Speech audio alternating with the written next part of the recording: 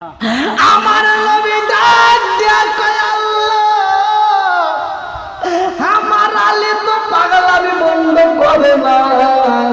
ও আমারি, এই মুহূর্তে তোমার আসরের আজানের সময় যেইখানে সূর্য থাকে এখন সেই জায়গায় দিয়ে দাও। আমার আল্লাহ সাথে সাথে দোয়া কবুল করে, আলীও নামাজ আদায় করে। আল্লাহু আকবার কোন। আমার মুরব্বি বাবারা, আমার সোনার যুবকের বলে সেখানেও আমার নবীর দোয়া কবুল, কথা কোন ঠিক কিনা? কিন্তু এই জনম দুঃখনি মায়ের সন্তানের কবরে আযাব হয়, অথচ ওই কবরের শাস্তি বন্ধ হয় না। কারণটা হইল সন্তান মায়ের সাথে নাফরমানি করছে, কথা কোন ঠিক কিনা? জনম দুঃখনি মায়ের মনে যদি কষ্ট দেওয়া হয় আমার আল্লাহ সইতে পারে না রে ভাই, আল্লাহ কিন্তু মাফ করে না। এইবার জনম দুঃখনি মা ডাক দিয়া কয়া রাসূল আল্লাহ, নবী গো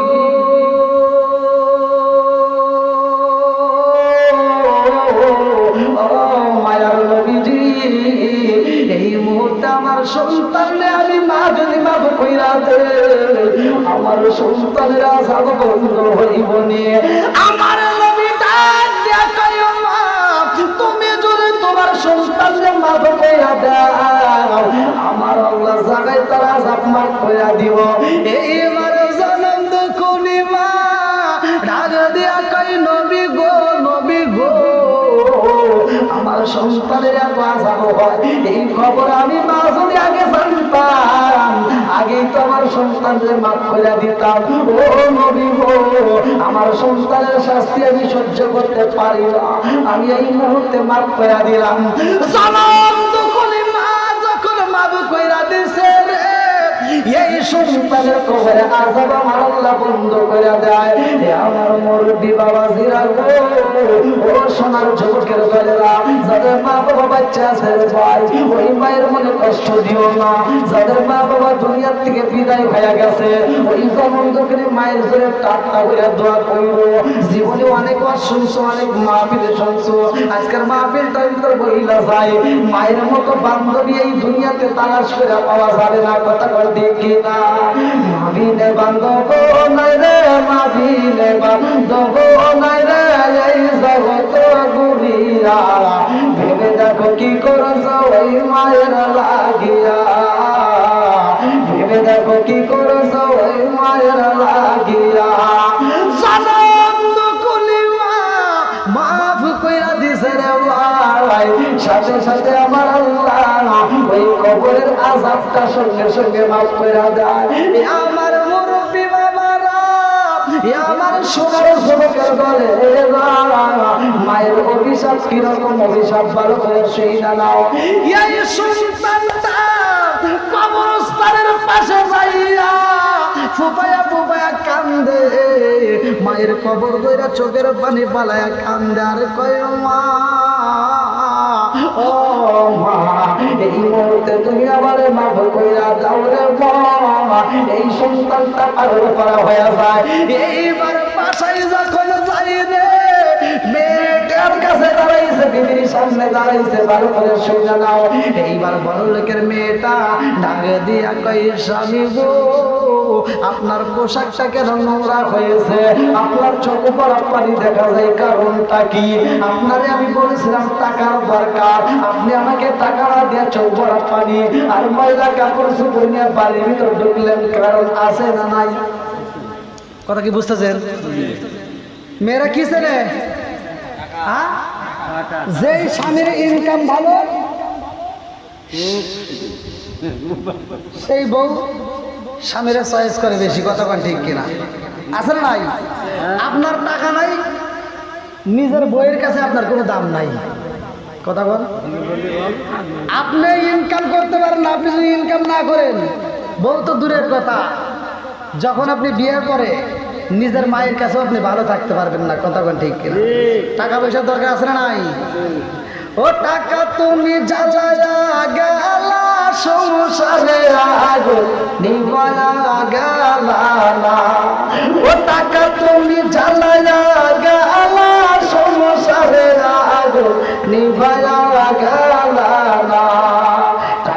পয়সা বেশি যদি করতে পারো কামাই, শ্বশুর শাশুড়ির কাছে তুমি ভালো জামাই। এই টাকা পয়সা বেশি যদি করতে পারো কামাই, শ্বশুর শাশুড়ির কাছে তুমি ভালো জামাই। টাকা পয়সা কামাই করে শুধু দিয়ে যাই, শালা শালির কাছে তুমি ভালো দুলাভাই। ও টাকা তুমি চালায়া গেলা, সংসারের আগুন নিভায়া গেলা না। ও টাকা তুমি চালায়া গেলা, সংসারের আগুন নিভায়া গেলা না। টাকা পয়সা বেশি বেশি করতে পারো কামাই, শালা শালির কাছে তুমি ভালো দুলাভাই। ওই টাকা পয়সা কামাই করে শুধু দিয়ে যাই, শালা শালির কাছে তুমি খুবই ভালো দুলাভাই। টাকা পয়সা কামাই করে শুধু দেবে ঢেলে, মা বাবার কাছে তুমি খুবই ভালো ছেলে। কথা বল না, টাকা পয়সা দেবে শুধু গহনাটা দামি, নিজের বইয়ের কাছে তুমি খুবই ভালো স্বামী। ও টাকা তুমি চালায়া গেলা, সংসারের আগুন নিভায়া গেলা না। ও টাকা তুমি চালায়া গেলা, সংসারের আগুন নিভায়া গেলা না। এই যুবক, টাকার দরকার আছে নাই? টাকা ধরো, টাকা ধরো, টাকা কামাই করো, টাকার মূল্য বুঝেছি ভাই যখন হয়েছি বড়। টাকা ধরো, টাকা ধরো, টাকা কামাই করো, টাকার মূল্য বুঝেছি ভাই যখন হয়েছি বড়। টাকা পয়সা কামাই করলে দিতে পারলো ভালো, না দিলে দেখবা তুমি সবার মুখটাই কালো। কথা কোন ঠিক কিনা বন্ধুরা রে?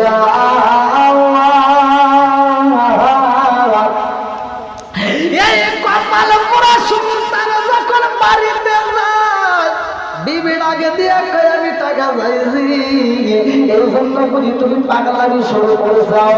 এই সন্তানটা ডাক দিয়া কই বিবি রে, ও বিবি, আমার মতো কপাল পুরা সন্তানের জমিনের মধ্যে একটাও নাই। বিবি ডাক দিয়া কই কারণটা কি? এই স্বামীটা বুমায়া বুমায়া কান্দে, ডাক দিয়া কই বিবি রে, আমার জনম দুঃখনি মায়ের এত কষ্ট দিয়েছি গো, যার কারণে আমার দুনিয়ার বুকে আমার বুঝি মনে হয় আমার মতো কপাল পুরা একটাও নাই। এই সন্তানটা রাত্রিতে ঘুমাইতে যার ঘুমাইতে পারে না, কে যেন কানে কানে বইলা দেয়, হে জাদুরে বাচ্চা থাকতে কোনোদিন তোমার বলি নাই, চিঠির বাসায় বইলা যাই, তুমি যেই চোখ দিয়া দুনিয়ার আলো বাতাসে ঘরে বাবা, ওই সরকারি জনম দুঃখনি মায়ের। আল্লাহু আকবার।